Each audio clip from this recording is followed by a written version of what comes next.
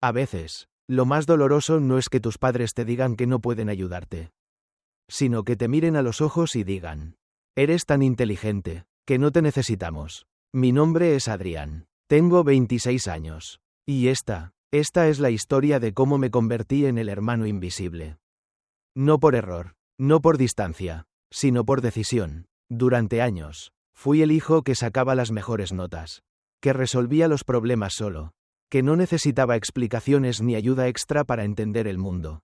Y por eso, un día, dejaron de mirarme, de preguntarme cómo estaba, de estar ahí. Ya se las arreglará, decían. Mientras tanto, mi hermano menor tenía cada paso guiado, cada duda atendida, cada error disculpado. Yo sobrevivía. Él era protegido. Pero todo explotó el día que mis padres me pidieron algo que jamás imaginé. Pagar la universidad de mi hermano. Sí, después de negarse durante años a pagar un solo euro por mis estudios. Después de ver cómo yo luchaba entre 2 empleos y tazas de sopa instantánea. Me sentaron en el salón de casa para decirme: ahora te toca ayudar a tu hermano. Porque él no es como tú. Y ahí empezó todo. Lo que no sabían es que yo tampoco era como ellos creían. Ni tan fuerte, ni tan indiferente, ni tan capaz de tragarme para siempre el resentimiento. Porque detrás de esa petición absurda, había una historia mucho más oscura. Una mentira, una adicción, y una traición que casi me destruye. Te invito a escuchar esta historia hasta el final. Y si alguna vez sentiste que te exigían más solo por ser fuerte, déjame un comentario con una palabra: injusticia. Y así comienza la primera parte. 1. El hijo invisible. Cuando el talento se convierte en castigo. Crecí en una casa donde las medallas se colgaban, pero no se celebraban. Cada año, al volver del colegio con un diploma más, con un 10 en matemáticas o con un reconocimiento por ayudar a otros alumnos. Mi padre apenas levantaba la vista del periódico.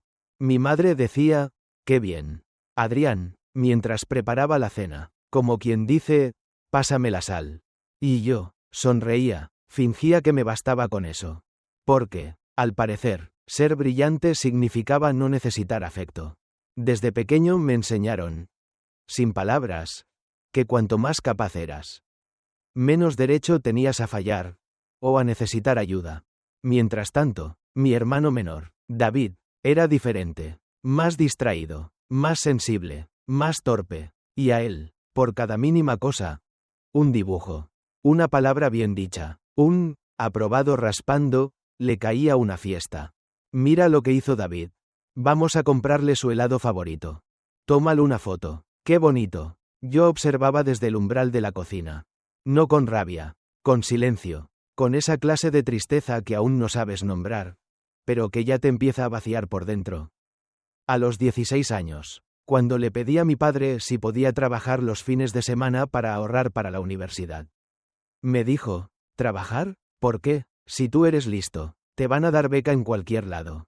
Ya lo verás. Y así fue. Conseguí una beca parcial, sí, pero el resto lo pagué con horas detrás de un mostrador, sirviendo cafés a las 5 de la mañana, o reponiendo productos en un supermercado hasta la medianoche. Mis padres nunca preguntaron si dormía lo suficiente, ni si tenía para libros, ni si necesitaba ayuda con los trámites. Cuando se acercaba mi graduación, les dije con ilusión que habría un pequeño acto y que podían acompañarme. Mi madre respondió: «Ay, cariño, justo ese día vamos con David a ver universidades. Ya sabes cómo es él. Hay que ir de a poco». Y esa fue la primera vez que sentí el sabor exacto de la invisibilidad. Un sabor entre sal y rabia, entre soledad y resignación. Años después, ya con título en mano, trabajando como ingeniero y pagando aún mis préstamos estudiantiles, volví a casa por Navidad. David ya tenía 17. En la nevera de casa había fotos suyas con el uniforme nuevo, folletos de universidades pegados con imanes, y una lista escrita a mano por mi madre que decía: «David, cosas para la residencia universitaria». Yo no estaba en ninguna parte de esa nevera. Durante la cena, hablaron de sus notas, de si prefería una universidad en la ciudad o en la costa, de cómo lo acompañarían a visitar campus, de lo difícil que era entrar sin buenas calificaciones, pero que harían lo posible. Mi padre hasta dijo algo que me hizo bajar los cubiertos. David necesita más apoyo. No es como tú, Adrián. Tú siempre fuiste independiente. Ahí fue cuando entendí. Mi talento fue mi condena. Mi autosuficiencia, mi exilio emocional. No me odiaban. Pero tampoco me veían. Y no hay indiferencia más dolorosa que esa. La de los que deberían amarte más. A veces pensaba en hablarlo. En decir, ¿saben que todavía debo parte de mis estudios? ¿Que lloré solo más de una vez en mi cuarto de alquiler porque no me alcanzaba para la cena? ¿Pero para qué? Para escuchar otra vez. Tú puedes con todo, hijo. Así que callé. Callé como lo hice toda la vida. Hasta que, un día me llamaron. Una llamada casual, según ellos. Queremos que vengas a casa. Necesitamos hablar algo importante. Fui. Pensé que se trataba de la salud de alguien. O tal vez alguna noticia familiar. Lo que nunca imaginé, es que al sentarme en el mismo sillón donde me habían ignorado durante años, me pedirían que pagara la universidad de David. Tú ya tienes trabajo, ¿no? Y sabes lo difícil que es para él. Pensamos que podrías ayudar. Solo un poco. Y entonces supe que esto no era solo una injusticia. Era una traición a fuego lento. Y esa conversación fue solo el principio. Porque detrás de esa petición absurda se escondía un secreto mucho más oscuro. Un secreto que ni siquiera ellos estaban preparados para escuchar. En la próxima parte, 2 heridas abiertas. El día que me pidieron pagar lo que nunca me dieron. Hay heridas que no sangran, pero arden, durante años, silenciosas, invisibles, hasta que alguien las toca con los dedos sucios. Aquel día llegué a casa de mis padres con una botella de vino barato y algo de paz en el corazón. Hacía tiempo que no teníamos una charla de familia. Y parte de mí, quizás ingenua, pensaba que era una invitación para reconectar. El salón estaba arreglado. Mi madre había hecho su famosa lasaña. Mi padre tenía cara de formalidad mal disimulada. Y David no estaba. Está con sus amigos, dijo mamá, como si no importara. Nos sentamos, rellenaron mi copa, me preguntaron cómo iba el trabajo. Y después de unos minutos de charla vacía, mi padre fue directo. Mira, Adrián, ¿sabes que David entra a la universidad el próximo semestre? Y bueno, las cosas están un poco apretadas en casa. Yo asentí, sin entender aún. Pensamos que podrías ayudar. No todo, solo una parte, lo que puedas. Silencio. Mamá bajó la mirada. Mi padre me miraba como quien le pide a un extraño que don sangre para un primo lejano. Y yo, me quedé en blanco. ¿Querían que yo pagara parte de la universidad de David? Respiré hondo. Pregunté, ¿perdón? ¿Esto es una broma? Mamá se apresuró. No es una obligación, pero creemos que sería justo. Al fin y al cabo, tú ya lo lograste, y sabes lo difícil que es. Tú sabes. Esa frase, tú sabes, como si ese saber me condenara a repetir la historia. Como si haber sufrido me obligara a evitarle el mismo camino a otro. Aunque ese otro nunca caminó a mi lado cuando yo tropezaba. Yo lo logré, sí, porque no tuve otra opción. Respondí. ¿Y ahora resulta que tengo que pagar por un sacrificio que hice solo? Mi padre se tensó. David no es como tú. No tiene tus capacidades. Si no lo ayudamos, puede que no aguante. Entonces ayúdenlo ustedes. Como padres. Mi tono había cambiado. No grité, pero cada palabra llevaba años de silencio comprimido. ¿Dónde estaban ustedes cuando yo necesitaba ayuda? ¿Saben cuántas veces cené pan con té? ¿Saben que aún tengo deuda universitaria? Mamá empezó a llorar. No de culpa, de incomodidad. Hijo, no lo digas así. Nosotros confiábamos en ti. Sabíamos que saldrías adelante. Claro que sí, porque cuando uno brilla, ustedes desaparecen. En ese momento entró en escena una figura que no esperaba. Mi tía Clara. Había venido de visita esa semana y había estado escuchando desde el pasillo. Siempre fue la más honesta de la familia. La que decía lo que nadie quería oír. Se acercó, se sentó a mi lado y dijo con calma. Lo que están pidiendo no es justo. Adrián fue hijo también. Y fue niño. Y fue joven. Y ustedes decidieron no estar. Mis padres se quedaron en silencio. No se trata del dinero. Se trata de la herida. Por primera vez, me sentí defendido. Mi padre murmuró. Solo pensamos que era lo correcto. Él tiene un buen trabajo.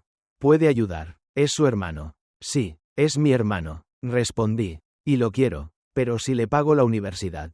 No será un acto de amor. Será un recordatorio de todo lo que no recibí. Y eso, no se regala. Esa noche terminó con las voces quebradas.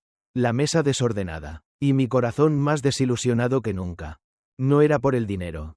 Era por la forma. Por el descaro. Por haber convertido mi esfuerzo en moneda de cambio. Me fui de esa casa con el mismo sabor que años atrás. El sabor de ser útil. Pero no amado. Pero lo peor, aún no había pasado. Porque mientras discutíamos sobre justicia, mérito y deber, David estaba ocultando un secreto que haría temblar los cimientos de nuestra familia. En la próxima parte. 3. El secreto que rompió mi mundo. Una visita inesperada y una verdad que arde. Las traiciones más dolorosas no vienen de enemigos. Vienen de quien te llama, hermano, mientras te clava la daga. Eran las 10 de la noche. Un martes cualquiera. Llovía. Yo estaba en casa, viendo una serie que ni siquiera me interesaba. Solo quería distraerme. Del silencio. Del eco de esa cena familiar que aún pesaba como plomo. Entonces sonó el timbre. Pensé que era un vecino o algún error. Pero al mirar por la mirilla, mi corazón se encogió. David, solo, empapado, y con una expresión que no le conocía. No de culpa, no de vergüenza, de miedo. Le abrí. Entró temblando, sin decir una palabra. Tenía los ojos rojos, los labios secos, las manos le sudaban como si llevara días sin dormir. Necesito hablar contigo. Y no sé por dónde empezar. ¿Qué pasó? Le dije, ya con el cuerpo en alerta. Se desplomó en el sofá, hundiendo el rostro entre las manos. La he cagado, Adrián, mucho, muy fuerte. Silencio. Llevo meses robándole dinero a papá y mamá. No entendí, o no quise entender. Me explicó que todo empezó con una fiesta. Que un amigo le ofreció una pastilla para relajarse. Que luego vinieron otras. Que se volvió hábito. Y que cuando el dinero de su mesada no alcanzó, empezó a meterse en las cuentas de nuestros padres. Sabía todas sus contraseñas. Tenía acceso al ordenador familiar. Y lo peor, había cronometrado las transferencias para que coincidieran con mis visitas. Cada vez que yo iba a casa, él robaba. Y parecía que había sido yo. Necesito que me ayudes. Que me cubras. Solo un poco. Que digas que fuiste tú quien pidió prestado. Que fue por error. Que te olvidaste de decirles. Me quedé mudo. Me miraba con ojos desesperados. Pero yo solo escuchaba el eco de su voz y esa palabra que no dejaba de repetirse en mi mente. Robaron mi nombre. Ya no era solo una traición. Era un intento de asesinato emocional. Estaba a punto de convertirme en el chivo expiatorio de alguien que decía quererme. Le pregunté cuánto había tomado. No sé, quizá 2000 euros. Tal vez más. También le pregunté si tenía droga encima. Me confesó que sí, que había unas pastillas en su coche. Le pedí que me las diera. Salió, volvió con un frasco pequeño. Lo miré, y sin decir nada, fui al baño y las tiré por el inodoro. Él gritó, ¿qué haces? ¿No entiendes lo que es esto? Claro que entiendo, le dije, pero si no empiezas hoy, no empiezas nunca. Esa noche fue larga. No dormimos. Él lloraba, se encogía, se golpeaba la frente como si quisiera sacarse el dolor por dentro. Yo lo observaba, entre rabia y compasión, y un vacío que no sabía cómo llenar. Le ofrecí que se quedara, que durmiera en mi sofá, que al menos esa noche no estuviera solo. Accedió, pero antes de dormir, volvió a suplicar, no les digas, por favor, solo necesito tiempo para devolver el dinero, para limpiarme, para arreglarlo. Y ahí es donde me rompí. ¿Arreglar qué? ¿La cuenta? ¿Mi reputación? ¿Tu alma? No tenía respuestas. Solo más promesas vacías. Solo más miedo. A la mañana siguiente, preparé café. Él apenas podía mantener la taza en las manos. Tenía sudores fríos. Le temblaban los labios. Y mientras se lo llevaba a los labios, me miró y dijo, si se enteran, me van a odiar. Yo respondí, si no se enteran, me van a odiar a mí. Porque ya lo presentía. Ya lo veía venir. Mis padres no iban a aceptar esta verdad fácilmente. Y si no era él quien la decía, iba a tener que ser yo. Pero no llegué a decidir qué hacer. Porque esa misma tarde, recibí una llamada que me congeló la sangre. Era mi madre. Su voz era fría, tensa, y sus palabras, cortantes. Necesitamos que vengas a casa. Adrián, ya. En la próxima parte. 4. El chivo expiatorio. Cuando tus padres prefieren creer una mentira. Crees que conoces a tus padres. Crees que, pase lo que pase, te creerán. Pero hay un tipo de traición que duele más que cualquier golpe. Cuando la sangre duda de ti, y elige creer en alguien más. Aquella tarde, tras la llamada de mi madre, llegué a casa de mis padres con el estómago encogido. Nada más cruzar la puerta. Lo sentí, la frialdad, el silencio, la tensión espesa en el aire. Mi padre estaba en el salón, de pie, con los brazos cruzados. Mi madre sentada en el sofá, con una carpeta en la mano. No me ofrecieron asiento, ni agua, ni un saludo. ¿Hay algo que quieras contarnos?, preguntó mi padre sin rodeos. ¿De qué están hablando?, respondí, aunque ya lo intuía. Mi madre abrió la carpeta. Me extendió unos papeles. Extractos bancarios. Marcados con resaltador. Fechas. Cantidades. Este dinero ha estado desapareciendo de nuestras cuentas. Casualmente. Cada vez coincide con una de tus visitas. Me quedé en shock. Había sido cuidadoso. Había callado para proteger a David. Y ahora, el silencio me explotaba en la cara. Esto no tiene nada que ver conmigo, dije. Pero entonces llegó el golpe que me dejó sin aliento. Hablamos con David, dijo papá. Nos dijo que tú le pediste que no dijera nada. Que estabas pasando por un mal momento económico y que tomaste prestado el dinero sin avisar. Mi corazón se rompió en 1000 pedazos. Mi hermano, no solo no confesó, me vendió. Eso es mentira, grité. Mamá se levantó de golpe. ¿Estás diciendo que David miente para protegerte? Él solo quería ayudarte, pero no puede seguir cubriéndote. Adrián, esto es grave. ¿Grave? Grave es que estén creyendo en una versión absurda sin preguntarme nada. Grave es que mi hermano los está manipulando y ustedes. Ustedes prefieren culparme. Papá se acercó. Tú mismo nos dijiste que estabas endeudado. Que aún pagas tus estudios. ¿Cómo sabemos que no te desesperaste? Fue ahí cuando lo entendí. Ellos ya habían decidido. El juicio estaba hecho. Y yo, era culpable por ser imperfecto. ¿Saben qué? Voy a decir la verdad. David tiene un problema con las drogas. Me lo confesó. Me vino a ver. Me pidió ayuda. Me rogó que no dijera nada. Él tomó el dinero. Mi madre se llevó las manos a la boca. Basta, no inventes cosas tan horribles. Papá me miró como si fuera un desconocido. Como si ya no quedara rastro de su hijo en mí. No vamos a tolerar que calumnies a tu hermano. Ya llamamos a la policía. Mi mundo se detuvo. ¿Qué? Sí, esto es un delito, Adrián, y alguien tiene que responder. A los 15 minutos, la patrulla llegó. Los vecinos miraban desde las ventanas. Yo temblaba. Expliqué mi versión a los agentes. Les hablé con acento agudo del problema de David, del dinero, de las fechas, de todo, pero sin pruebas. Solo era mi palabra contra la suya. Los policías fueron profesionales. Tomaron nota. Dijeron que era un asunto familiar complejo. No me arrestaron. Pero abrieron un informe preliminar. Mi padre pidió que se documentara todo. Mi madre no me miraba. Mi hermano no apareció. Salí de esa casa con los ojos secos. Sin lágrimas. Porque ya no quedaban. Uno espera que la justicia te falle. Que los desconocidos te traicionen. Pero... ¿los tuyos? En el camino a casa. Intenté llamarlo. David no respondió. Le escribí un mensaje largo. No contestó. Dormí mal. Soñé con barro. Con gritos. Con mi madre gritando. ¿Cómo pudiste? Desperté empapado en sudor. Con un solo pensamiento. Tenía que probar mi inocencia. Y la única manera era revelar todo. Pero, a veces, el destino se mueve sin que uno lo empuje. Porque unos días después, una cámara olvidada, en lo alto del pasillo, decidió hablar. En la próxima parte, 5 cámaras y redención. La verdad siempre encuentra una forma de salir. Hay verdades que no necesitan palabras.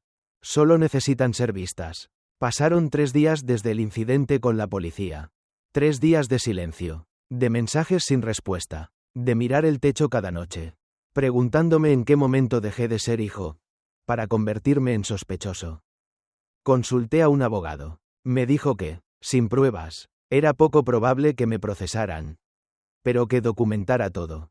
¿Pero qué podía documentar? Mi palabra, mi integridad, mi dolor. Nada de eso deja huella en un extracto bancario. El cuarto día, mi teléfono sonó. Era mi padre, la última persona de quien esperaba una llamada. No sonaba enojado, ni frío, solo tenso. ¿Puedes venir? Necesitamos hablar contigo. Silencio. Asentí. Fui. Cuando llegué, me abrió la puerta mi madre. Tenía la cara descompuesta, los ojos hinchados, el alma rota. Mi padre estaba en el salón. Delante de él, el portátil abierto, pausado en una imagen que me geló la sangre. David, en el despacho, frente al ordenador, solo. Papá habló, casi en susurros. Las cámaras, las instalamos hace años. ¿Te acuerdas? Por los robos en el barrio. Nunca las revisamos. Hasta ahora. Me senté sin decir palabra. Le dio play al vídeo. Y ahí estaba, yo saliendo por la puerta principal. Saludando. Un minuto después, David caminando por el pasillo. Desapareciendo en el despacho. Y minutos más tarde, otra transferencia realizada. Había más. Otro vídeo. Otra fecha. Un patrón. Siempre cuando yo estaba. Siempre después de que me fuera. Mi madre rompió a llorar. ¿Cómo no lo vimos? ¿Cómo? Papá se llevó las manos a la cabeza. No hablaba. No podía. Yo solo dije una cosa. Les dije la verdad. Esa tarde fue una mezcla de justicia y tragedia. David volvió a casa más tarde. Mi padre lo enfrentó con las grabaciones. Al principio intentó negar, tartamudear, pero no había escapatoria. Se derrumbó. Confesó todo. Las pastillas, la presión, la vergüenza. Y sí, también reconoció haberme culpado, porque pensó que yo podía manejarlo. Que yo siempre lo manejaba todo. Me miró con lágrimas en los ojos. Lo siento, Adrián, te juro que no sabía qué hacer. Y por primera vez, no sentí rabia, sentí lástima, y una tristeza tan honda, que no supe si alguna vez podría salir de ahí. Mis padres me pidieron perdón. Mi madre se arrodilló frente a mí. Te fallamos como padres. Te fallamos como personas. Y no tenemos cómo reparar eso. Yo no lloré, ni grité. Solo dije, no necesito que me lo reparen. Solo necesito que no vuelva a pasar. En los días siguientes, David aceptó ir a rehabilitación. Mis padres cancelaron su matrícula universitaria y usaron ese dinero para cubrir su tratamiento. Yo lo acompañé al centro. En el coche, hubo un silencio largo, tenso, y luego, susurró, ¿algún día me perdonarás? No hoy, le dije, pero si te recuperas, si demuestras que quieres cambiar, puede que ese día llegue. Nos abrazamos, un abrazo torpe, pero real, porque a pesar de todo, seguía siendo mi hermano. Papá me escribió una carta unos días después. La guardo todavía. Decía, intentamos proteger al hijo que parecía más frágil. Y en el camino, destruimos al que parecía más fuerte. Tenía razón. La fuerza no siempre grita. A veces solo aguanta, hasta que ya no puede más. Hoy, la verdad ha salido a la luz. Mi nombre ha sido limpiado. Pero las cicatrices siguen ahí, y aún queda una última decisión por tomar. Una pregunta sin respuesta. ¿Se puede volver a confiar en quien te rompió primero? En la próxima y última parte. 6 herencias invisibles. Reparar lo que se rompió. Si se puede. Hay cosas que se rompen. Y aunque logres pegarlas de nuevo, las grietas nunca desaparecen. Han pasado ya varias semanas desde que David entró al centro de rehabilitación. Los días, desde entonces, se sienten extraños, silenciosos, ligeramente vacíos, como si mi familia entera hubiera sido sacudida por un terremoto. Y ahora solo quedarán escombros que no sabemos cómo volver a levantar. Papá intenta llamarme cada 2 días. Mamá me escribe mensajes largos, como si quisiera compensar todos los años que no preguntó cómo estaba. Yo respondo, pero con cautela, porque perdonar no es olvidar. Y porque aunque la verdad salió a la luz, el daño, ese, no desaparece con una disculpa. Un domingo, decidí volver a casa de mis padres. Por primera vez desde que todo estalló. Llevaba una caja con algunas cosas que había dejado allí años atrás. Libros, cuadernos, recuerdos. Cuando crucé la puerta, sentí un nudo en el estómago. Mi madre me abrazó con fuerza. Papá me dio una palmada en el hombro. No hablamos mucho. A veces el silencio sana más que las palabras. Fui hasta mi antigua habitación. Todo estaba como lo dejé. Pero sobre la cama, había algo nuevo. Una carpeta. Y dentro, Una copia de mi título universitario. Enmarcado. Y una nota. Perdón por no haber estado en ese momento. Por no haberte dicho que estábamos orgullosos. Por no haberte visto, mientras crecías solo. Mamá y papá. Me senté. Leí la nota 3 veces. No lloré, pero algo dentro de mí se ablandó.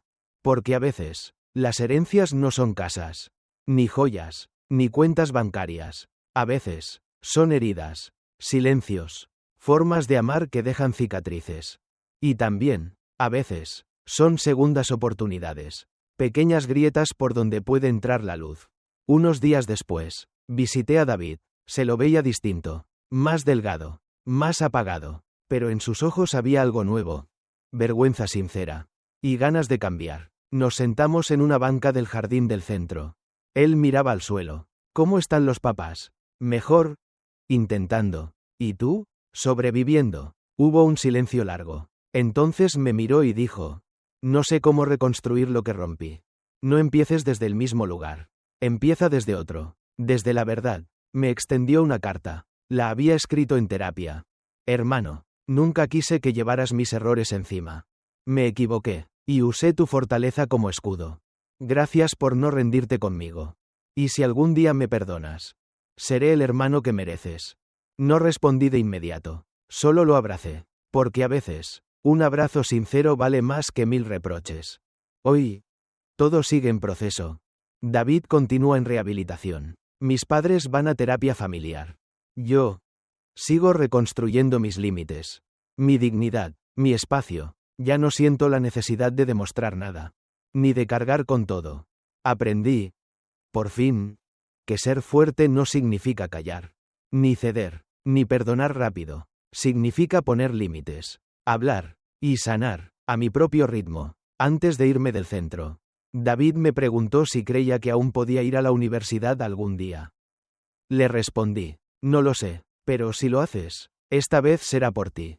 No con mis hombros. Nos reímos. Y por primera vez, no dolió. Esta historia no tiene final feliz. Tiene un final real. Con cicatrices. Con aprendizajes. Con heridas que quizás nunca cierren del todo. Pero con una certeza. A veces, hay que perderlo todo, para encontrar lo que realmente importa. Gracias por llegar hasta aquí.